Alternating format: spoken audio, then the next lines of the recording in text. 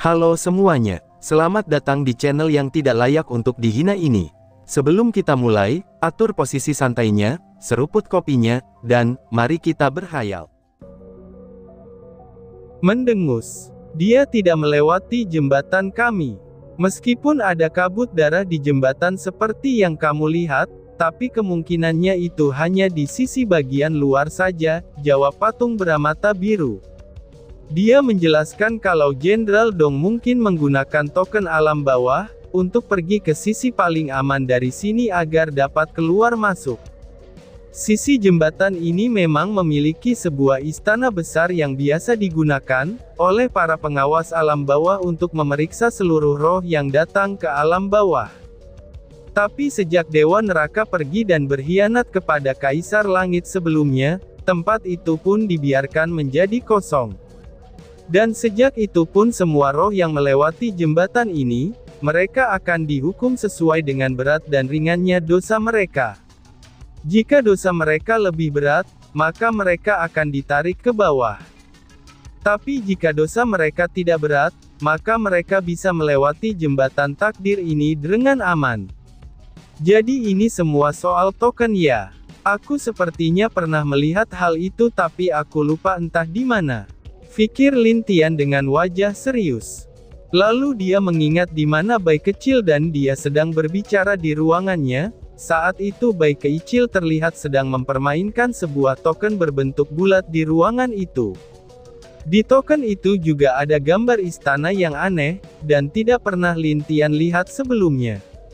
Sialan, kucing berandalan itu ternyata sudah duluan mengambil barang-barang dari Jenderal Dong dan keluarga Dong. Pantas saja kami hanya menemukan sedikit barang dari mereka, ucap Lin Tian saat mengetahui, kenapa mereka tidak menemukan terlalu banyak barang berharga di seluruh keluarga Dong. Setelah aku kembali nanti, kucing sialan itu akan aku jadikan sop kucing, ucap Lin Tian dengan wajah kesal. Jika kamu melewati jembatan dan jalan ini, maka kamu akan menderita sakit yang luar biasa. Bahkan mungkin saja, seluruh tubuhmu menjadi energi yang menyebar ke seluruh alam dan dunia yang ada, ucap patung bermata merah saat melihat Lin Tian. Dan di sini kami tidak bisa memberikan kamu jalan lebih jauh lagi, ini dikarenakan peraturan tersebut, tambah patung bermata biru. Apakah benar tidak ada jalan lain? Tanya Lin Tian lagi. Kedua patung itu diam terlagi. Desain mereka saling memandang sebelum kembali memandangi Lin Tian dengan serius. Saat Lin Tian melihat tatapan patung itu, dia juga menatap mereka dengan tajam. Hanya ada dua orang yang bisa masuk ke sini meskipun tanpa izin dari kami. Yang pertama adalah Dewa Neraka, dan yang kedua adalah Kaisar Langit. Dan jika ada dewa lain yang ingin ke sisi ini, dia harus meminta izin ke salah satu dari mereka, jawab patung bermata biru kepada Lin Tian. Lin Tian yang mendengar itu bukannya kecewa, tapi wajahnya kembali menjadi cerah. Dia melupakan siapa dirinya, dan jika dia menggunakan statusnya, maka dia bisa melewati jembatan tanpa harus bertarung dengan dua patung ini. Jika aku adalah penerus Kaisar Langit, bisakah aku melewatinya? Tanya Lin Tian kembali. Tentu saja, selama itu ada buktinya. Karena kami juga tahu, kalau Kaisar Langit juga telah mati. Jadi, jika kamu adalah penerusnya, maka kami akan mengizinkanmu melintasinya, jawab patung bermata biru. Lin Tian mengangguk. Lalu dia mengeluarkan armor kaisarnya dan aura Kaisar Langitnya. Dan saat kedua patung itu merasakan aura Lin Tian, keduanya langsung berlutut menyembah Lin Tian. Salam Kaisar, ucap kedua patung itu secara serentak. Bangunlah. Sekarang apakah aku bisa ke sisi lain itu? Tanya Lin Tian sambil meminta mereka untuk bangun. Kedua patung itu mengangguk. Itu setelah mereka berlutut dan bangun kembali sesuai perintah Lin Tian. Saat Lin Tian akan berjalan melewati mereka, kedua patung itu terlihat bingung. Sepertinya mereka ingin mengatakan sesuatu, tetapi mereka tidak berani. Katakan saja jika kalian ingin meminta sesuatu kepadaku, ucap Lin Tian yang mengerti dengan sikap mereka. Kaisar, ini adalah permintaan lancang kami. Apakah itu boleh? Tanya patung itu dengan hormat. Lin Tian lalu mengangguk menyetujui, dan mau mendengarkan keinginan mereka. Keduanya lalu menceritakan tentang suku mereka yang hidup di sisi jembatan ini. Sejak Dewa Neraka pergi membawa seluruh bawahannya, ini membuat suku patung suci menjadi orang yang bertanggung jawab dalam mengurus roh-roh yang akan bereinkarnasi.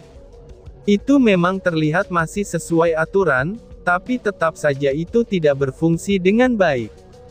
Karena kadang-kadang jembatan ini akan membawa orang-orang yang memiliki sedikit dosa, lalu menariknya ke neraka. Kadang-kadang mereka juga melihat orang yang terlihat sangat murni dan tidak ada dosa, tapi malah ditarik ke neraka karena hanya dosa kecil yang telah mereka buat. Bahkan dosa itu bisa dibilang juga tidak disengaja oleh roh tersebut, tapi neraka menganggap orang itu tetap bersalah. Jadi, orang itu tetap dihukum di neraka. Apakah ada hal seperti itu? Tanya Lin Tian dengan heran. Iya Kaisar, kamu tahu sendiri kan kalau alam langit adalah alam tertinggi. Dan apakah ada tempat yang disebut sebagai bumi, yang berada di suatu tempat di luar 3 dunia? Tanya patung bermata merah. Oh, kalau itu aku tahu. Apalagi, aku juga pernah ke sana, jawab Lin Tian. Patung itu juga menjelaskan bahwa, tempat itu adalah salah satu tempat para kultivator bereinkarnasi. Mereka akan bereinkarnasi di sana, lalu hidup menjadi manusia biasa. Selama berada di sana dan saat mereka mati, maka mereka akan dikirim ke sini untuk menerima hukuman semasa hidup mereka. Dan kadang-kadang ada juga manusia dari bumi itu akan ke sini, dan melewati jalur reinkarnasi untuk hidup menjadi kultivator di 3 dunia ini. Dan karena sistem di sini tidak berjalan dengan baik, maka ada beberapa hal yang membuat sebagian roh yang telah mati menjadi rugi. Tapi katamu istana itu kosong, dan bukankah seharusnya kalian bisa ke sana untuk mencoba menjadi hakim alam bawah untuk sementara? Tanya Lin Tian. Kami tidak terlalu pintar untuk menjadi hakim Kaisar, karena sejak dulu kami hanya menjadi penjaga di sini. Itu juga karena izin dari Kaisar Langit dan Dewa Neraka, jawab patung bermata merah. Awalnya mereka hanyalah makhluk aneh di mata dunia, lalu karena mereka berbeda dengan makhluk lainnya, dan itulah yang membuat mereka menjadi dijauhi oleh makhluk yang lain. Pada saat itu Kaisar Langit yang mengetahui hal itu, dia memberikan suku mereka tempat tinggal dan pekerjaan untuk mereka. Kaisar Langit menugaskan mereka untuk menjaga ketertiban yang ada di sisi lain alam bawah, yaitu di mana roh dari alam lain berkumpul dan menentukan nasib mereka. Dan juga karena kekuatan mereka jugalah, mereka tidak memiliki pelanggaran berat di sisi ini. Apalagi, suku mereka pernah menjadi penjaga gerbang lain di ibu kota, yang memberikan arah kepada roh untuk menuju ke 4 cermin samsara, yang berada di setiap sisi perbatasan yang ada di ibu kota. Kalau begitu, nanti aku akan mencari beberapa orang untuk membantu mengurusi alam bawah, ucap Lin Tian kepada kedua patung itu.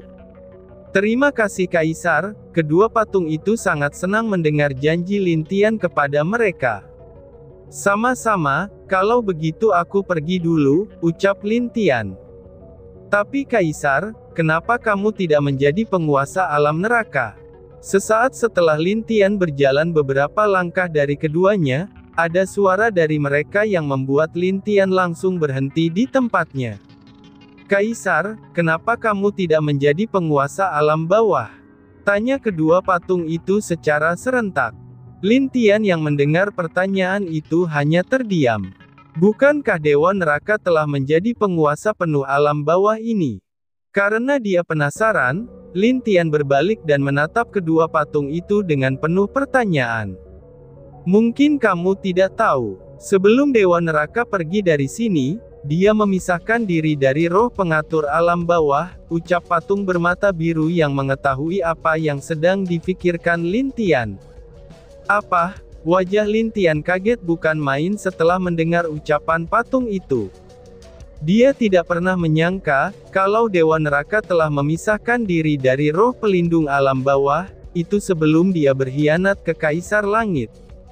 Bukankah itu berarti kalau dia benar-benar tidak ingin merusak alam bawah, dan karena itulah dia memisahkan diri dengan roh itu? Saat memikirkannya, ini membuat Lin Tian menjadi bingung. Kenapa 5 dewa penguasa berkhianat? Kenapa Jenderal Dong dengan berani mengatakan, kalau Kaisar Langit yang dulu tidak layak untuk dipanggil sebagai Kaisar Langit? Lalu ada lagi, masalah orang misterius yang menjadi dalang penyebab kekacauan di alam langit. Jadi, kenapa kalian tidak ikut bersama dengan Dewa Neraka? Tanya Lin Tian. Kami telah bersumpah untuk menjadi penjaga di sini, dan juga kami hanya akan bergerak jika Kaisar Langit sendiri yang memerintahkan kami, jawab patung bermata merah. Mendengar jawaban itu, Lin Tian sedikit mengerti. Tapi yang tidak dia mengerti adalah, jika Kaisar Langit tahu dia dikhianati, kenapa Kaisar Langit tidak memanggil patung-patung ini?